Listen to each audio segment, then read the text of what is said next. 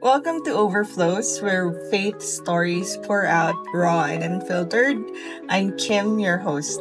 This space is for anyone navigating the world of missions, whether you're a seasoned cross cultural worker, someone considering the call, or simply curious about what faith in action looks like around the globe. Each episode, we sit down with guests from different corners of the mission field to talk honestly about calling, the global church, and the moments of both overflow and emptiness in this journey of obedience. Today's conversation is one I'm really looking forward to. We're diving into missions in the global church, and our guest brings a wealth of insight and experience. Joining us is Max. He leads a global mission agency and has been serving in the mission world for over 2 decades. Let's start with a simple one. What's your drink of choice, Max?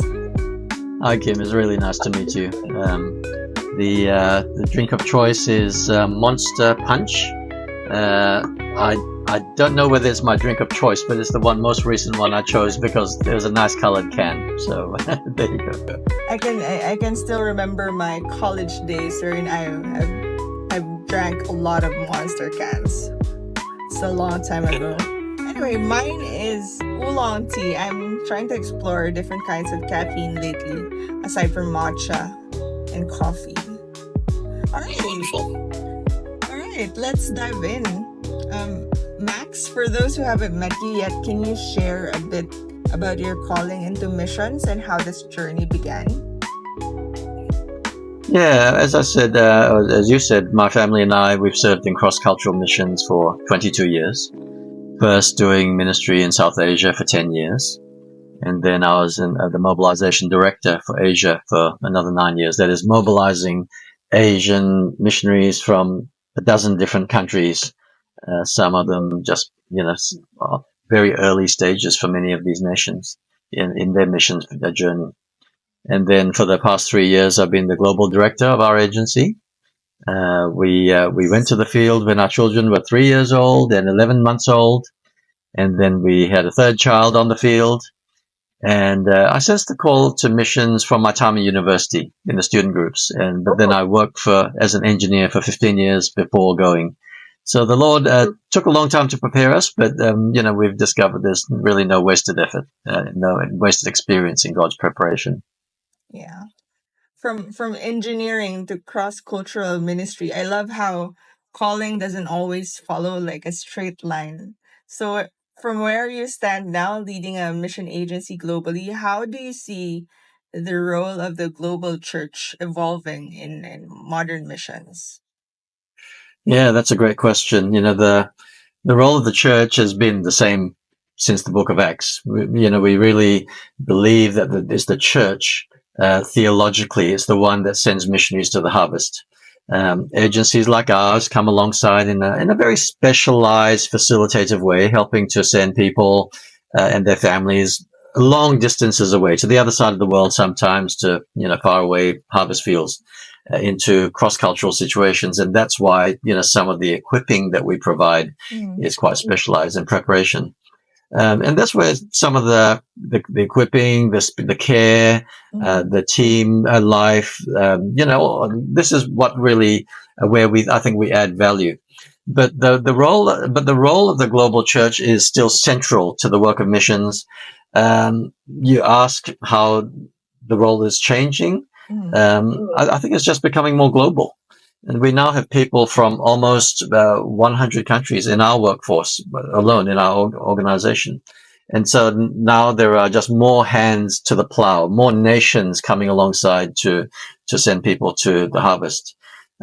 Often our missionaries tend to expect to have to acclimatize to the culture that they're going to serve amongst, these people group. But now they have to adjust to people from 2, 3, 4 different cultures in their team as well. And so the challenge is how you train these people, prepare them to work in multicultural teams, to adjust to methods that are very different from different parts of the world, and to really just respect and value the diversity that God is bringing into his global workforce. That's so good and such a necessary reminder. The church is the sender, the agency supports, and in today's landscape, the church is more global and multicultural than ever. Which leads Yes. us to this, like, what does missions look like in the future, or how is it changing from what we used to know? Yeah, I think that's a really big question that many churches, agencies, people are wrestling with, missiologists. Mm. We would love a crystal ball. We see the changes in the environment, and there are certainly more complexities in the world which are causing us to have to evolve how we prepare and send our missionaries. But I think that one thing is for certain. Regardless of the methods we use, the new techniques, people are still God's primary tool for the harvest. And in working to disciple, to equip, to send. And so our job is to prepare mature believers who are ready for cross-cultural work. Mm. And so that's what's really changing a lot of our thinking. Mm. But at the same time, we see that it's strong missional churches that are strong, sending strong missionaries.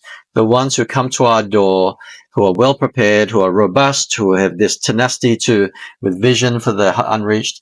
You can see that they come from strong discipling and teaching and equipping churches. And we love that. And so we need to keep giving the clarion call to God's people, inspiring them to give their lives to the Great Commission. Whenever I ask people, how did you get called to missions? How did you get involved? In every story of the gospel being brought to transform an unreached community and the call that somebody has had, it's a person. There was somebody who had heard a story of a need and who had been obedient to the call of God that was touching their hearts. And that is engineers, doctors, businessmen, students, sports coaches, teachers, all sorts of people, ordinary people, people who don't think of themselves as anything great, but people who are just obedient to the call of God. Yeah, I think these stories from ordinary people like engineers, teachers, coaches being obedient to an extraordinary call has really blessed me over the years, like hearing just these stories of redemption and like heeding to the call. Amen. Now, Max, one thing we hear often is this tension. There are already so many needs here, so why go overseas? How do you usually respond to that? The statement is partially true. There are needs of the harvest in every nation. You can find the lost in every nation, and so you can point to them and say, "See, the needs here." Um, but I think the needs are not equal, and the allocation of resources to the harvest are not equal. These people that we call unreached peoples are categorized as unreached because they don't have access to the gospel. I was recently in an Asian nation where there were just 0.25% of the population who calls themselves Christian. In this huge city that we're in, just probably less than 50 believers, 30 to 50 believers. These are Christians of any kind, nominal Christians. Those are just who call themselves Christians, but also strong Bible believing Christians. And and if they do call themselves Christians, they are ostracized. They can't get jobs. They're isolated by their society, and so this small church is not strong enough to evangelize its own community. And so, and disciple young believers. And so that's a country that needs missionaries, outside people to come in and help bring the gospel to the nation. I spoke to one man in one nation who had a dream of Jesus, but it took him 20 years to find somebody who could tell him the gospel until he got saved. And you compare this to my home country, that if I wanted to find out more about Jesus, there are hundreds of churches, even tens of thousands of Bible believing Christians who might point me to Jesus. And so it's been said, it's been said that if every Christian in the world evangelized all the people that they know, there would still be people who have not heard the gospel news, the good news, because there are so many people who don't even have access to a Christian, don't have access to a church, don't have access to the gospel message. So that's why we want to champion the sending of missionaries to the unreached. It's not that they are not lost other places, but we want to make sure the unreached are not forgotten. Mm.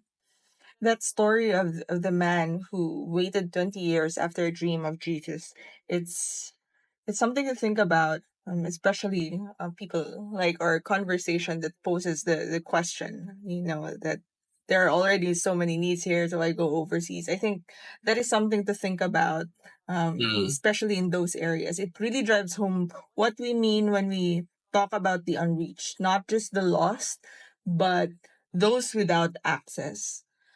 Um, mm. to wrap things up, Max, what do you see God is doing in the global church right now that excites you? Yeah, some of the most exciting things are happening in the toughest places. That's why they're exciting. The light shines in the darkness, and the light of the gospel is reaching people who don't have this proximity to Christians, through social media, through virtual means. Just like in the pandemic, we became more connected globally online, but tens of thousands of people are downloading Bibles to read in secret.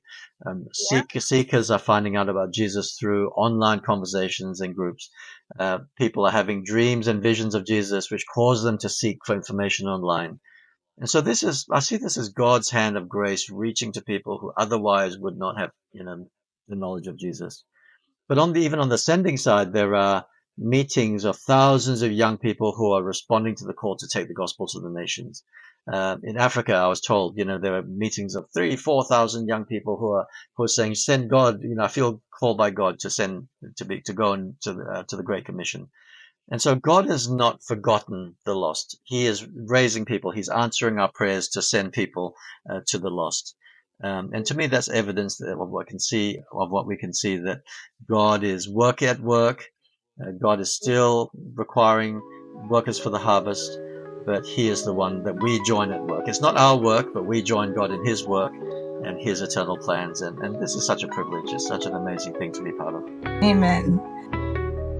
Yes, God hasn't forgotten the lost, and it's so encouraging to hear about what's happening even in the hardest places, even in this digital era. It's amazing to see God's work really working in ways that we cannot imagine or we didn't expect.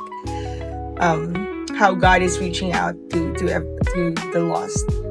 Max, thank you so much for your time, your wisdom, and your heart. It's been a gift having you here. And to everyone listening, thank you for tuning in. If today's episode stirred something in you, take time to pray, maybe even reach out to a missions org or talk to someone about what's on your heart. This has been Overflows. Until next time, stay rooted, stay faithful, and let your cup overflow. Thanks for listening to Overflows, a missions-focused podcast. Stay tuned for our next episode. And don't forget to like, subscribe, and send to your missions curious friends and family. Till next time.